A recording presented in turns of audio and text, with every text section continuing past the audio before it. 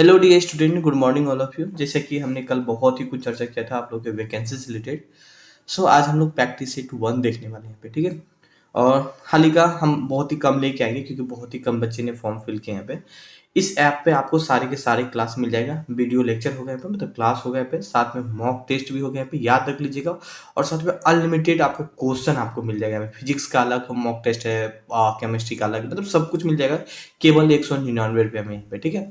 तो ज़्यादा हम प्राइस भी नहीं रखे हैं। जैसे कि आप लोग भी जानते हैं कि आज से मैं काफ़ी समय से बीटीएससी पे मैं फोकस कर रहा हूँ, उसी अकॉर्डिंग क्वेश्चन भी अरेंज किया हुआ है यहाँ पे, ठीक है। सो चलिए पहला क्वेश्चन डिस्कस करते हैं। यहाँ पे बायोलॉजी वाला पार्ट को ज़्यादा हाईलाइट करना है, तो इसलिए मैंने बायोलॉजी से रिलेटेड ही क्वेश्चन भी मेंशन किया हो, साथ में अलग भी है, ठीक है। पहला क्वेश्चन देखिए, कोशिकाएं का कौन सा भाग केवल पाद कोशिकाएं में होती है यहाँ पे। पाद कोशिकाएं मतलब आप बोल सकते हैं यहाँ पे प्लांट सेल बोल सकते हैं यहाँ पे। तो कोशिकाएं भित्ति जिनको सेल वॉल बोलते हैं यहाँ पे, कोशिकाएं झिल्ली या लवक या उपयुक्त में से एक से अधिक। हाल ही का आंसर क्या होगा, कोशिकाएं भित्ति मतलब सेल वॉल हो जाएगी, ऑप्शन ए करेक्ट आंसर हो जाएगा। हाल ही का इनसे रिलेटेड मैं कुछ पॉइंट यहाँ पे मेंशन किया हूँ, जैसे कि यहाँ पे आप ये सब पूछा जाएगा आपके एग्जाम में। मैंने जो बीटीएससी में जो क्वेश्चन मेंशन किया हूँ, मुझे लगता है कि 2000 से भी ज्यादा, 500 तो 500 एक साथ हम बायोलॉजी का क्वेश्चन खाली ऐड किए यहाँ पे। साथ में इनके बाद भी एक्स्ट्रा क्वेश्चन ऐड किए यहाँ पे, टेस्ट वेस्ट में बहुत सारे क्वेश्चन। जाइए वीडियो लेक्चर वगैरह सब कुछ है, देखिए यहाँ पे। तो कोशिकाएं के अध्ययन को हम क्या कहते हैं, स्कैटोलॉजी कहते हैं। कई बार एग्जाम में पूछा गया है पे, कोशिकाएं के अध्ययन को क्या कहते हैं, कैटोलॉजी कहते हैं पे। और कोशिकाएं की खोज रॉबर्ट हुक ने किया था, कब किया था, 1665 में किया था। आपको ये भी पॉइंट एक याद होना चाहिए पे। स्लाइडर एंड सोयर ने कोशिकाएं के सिद्धांत दिया था। यहाँ पे कई बार एग्जाम में पूछ लिया जाता है कि किसने कोशिकाएं के सिद्धांत दिया था, तो आपके ऑप्शन में स्लाइडर एंड सोन होगा पे। इनके अनुसार जितने भी सारे जीव होते हैं वो कोशिकाएं एक या एक से अधिक कोशिकाएं से मिलकर बना होता है। तो यहाँ पे मैंने जितने भी पॉइंट मेंशन किए सारे के सारे महत्वपूर्ण और फैक्ट पॉइंट है यहाँ पे, ठीक है डियर। चलिए क्वेश्चन नेक्स्ट यहाँ पे। अच्छा, कुछ पॉइंट और मेंशन किया हो। अब मुझे उम्मीद है कि मैक्सिमम टेक्निकल बच्चा ये फॉर्म फिल किया होगा। खैर यहाँ पे देखिए, कोशिकाएं के कुछ पार्ट होते हैं, जैसे कि सेल मेम्ब्रेन, कोशिकाएं भित्ति, sorry cell wall, cell membrane होती है पे, राइबोसोम होती है पे, माइक्रोकोन्डिया होती है, लवक, लाइबोसोम, केंद्रक। इन सब के बारे में ना आपको डिटेल में जानकारी होना चाहिए यहाँ पे। क्यों? क्योंकि एग्जाम में बायोलॉजी को हाईलाइट किया है यहाँ पे। तो प्लीज इन सब के बारे में आगे आपको सारे सारे कुछ मिल जाएगा यहाँ पे। चलिए क्वेश्चन नेक्स्ट यहाँ पे हम लोग बात करने वाले हैं। बहुत ही कम बच्चा है, मैंने सोचा रोज लेके आऊँ आप लोग के लिए यहाँ पे। 2 क्वेश्चन है, मत्स्य वर्ग हम लेके आएंगे, कुछ कुछ दिन पे लेके आते रहेंगे। बाकी कुछ भी वैकेंसी से रिलेटेड, मतलब आप लोग की वैकेंसी से रिलेटेड, चाहे एडमिट कार्ड हो, सारे के सारे इन्फॉर्मेशन हम देते रहेंगे।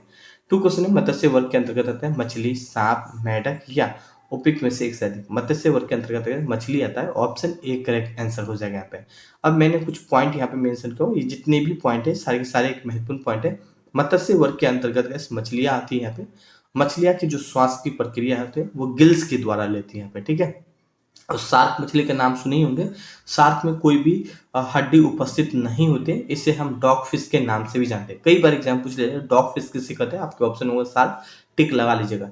हिप्पोकैम्पस यह एक समुद्री मीन है जिसे समुद्री घोड़ा भी कहा जाता है यहाँ पे। विश्व में धीमी चलने वाली मछली हिप्पोकैम्पस है, बात करें बहुत ही धीमी चलती है वर्ल्ड लेवल पे देखें यहाँ पे। जबकि समुद्री गाय और समुद्री सिंह एक मैमल है। तो ये भी पॉइंट थोड़ा सा हाईलाइट करिएगा, मिस्टेक हो गया है टाइपिंग एरर में यहाँ पे, ये यहाँ आना चाहिए यहाँ पे, ठीक है।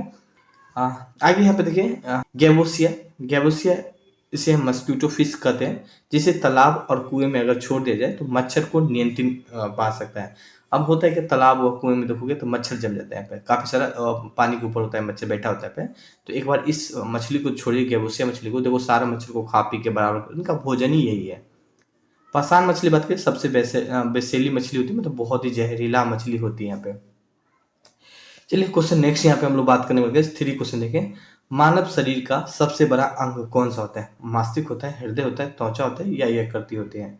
तो कौन होता है? त्वचा होते हैं, सी इसका करेक्ट आंसर हो जाएगा यहाँ पे, ठीक है। ये कुछ त्वचा होता है, यही स्किन, इसी को बोलते हैं, ठीक है।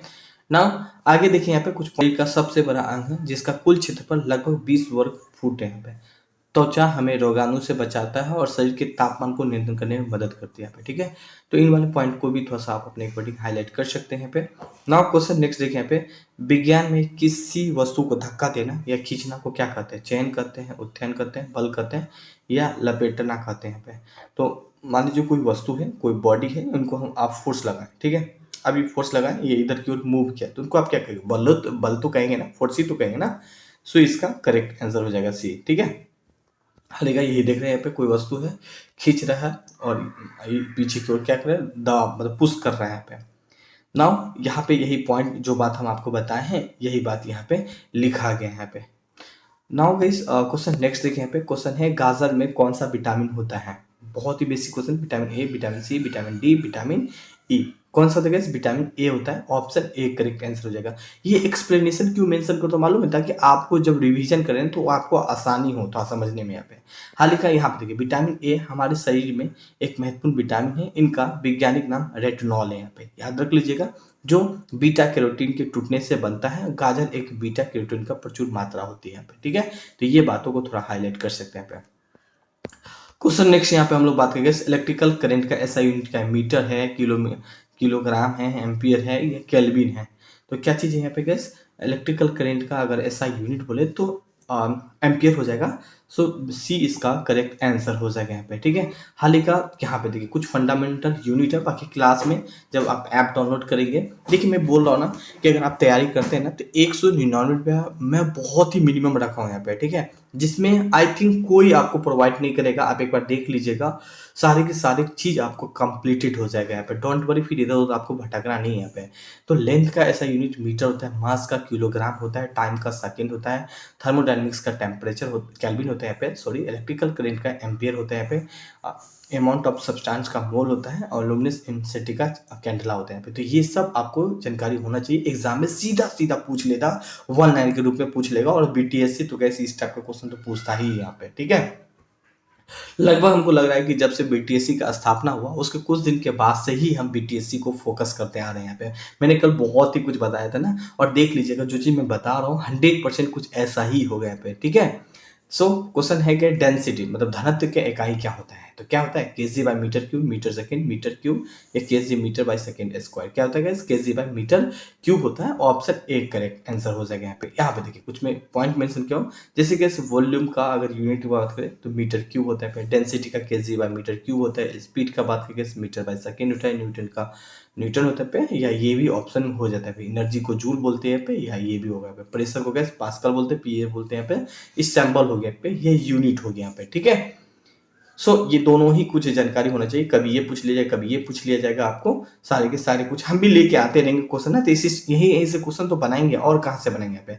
अब जैसे सीजीएस का फुल फॉर्म पूछ दिया यहाँ पे, क्या होता है, सेंटीमीटर ग्राम सेकंड होता है, फुट पाउंड सेकंड होता है, metre kilogram second, metre kilogram second होता है। तो क्या होता है कैसे यहाँ पे, सीजीएस का होता है सेंटीमीटर ग्राम सेकेंड होता है। ऑप्शन ए करेक्ट आंसर हो जाएगा यहाँ पे। देखिए यहाँ पे गैस कभी कभी सीजीएस की जगह एफपीएस दे देगा, एमकेएस दे देगा, एसआई दे देगा, तो इन सब का फुल फॉर्म आपको जानकारी होना चाहिए, एग्जाम में सीधा सीधा पूछ लिया जाएगा। एक क्वेश्चन ये भी पूछा जाएगा कि यूनिट डायमेंशन, जैसे कि बल का यूनिट डायमेंशन क्या होता है यहाँ पे, ये कई बार एग्जाम में पूछ लिया जाता है यहाँ पे।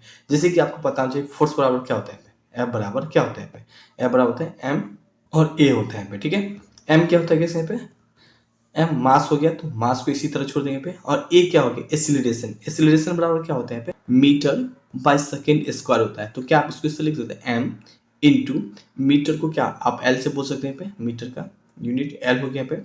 अब बाई टाइम को क्या बोल सकते हैं यहाँ पे, टी स्क्वायर, यहाँ पे इस तरह लिख सकते हो, टी से डिनोट कर सकते हैं यहाँ पे। तो M L minus T square इस तरह लिख सकते हैं क्या, बिल्कुल लिख सकते हैं भाई, क्यों नहीं लिख सकते। ऑप्शन में कहीं है क्या, M L minus T square, M L M ये एल है। ठीक है, ये एल है, ऑप्शन ए को टिक ला लीजिए, M L minus T square a correct answer. तो ये सब चीज़ एग्जाम में पूछ लिया जाएगा। हाल ही का यहाँ पे देखिए ये सब चीज़ मेंशन किया गया है, तो आपको ये सब चीज़ के बारे में जानकारी होना चाहिए डियर यहाँ पे। ठीक है, अगर साइंस के बच्चे हैं तो ये सीधा सीधा क्वेश्चन पूछ लेगा आपके एग्जाम में यहाँ पे। इस समय बीटीएस से कोई कंप्रोमाइज नहीं करते हैं यहाँ पे।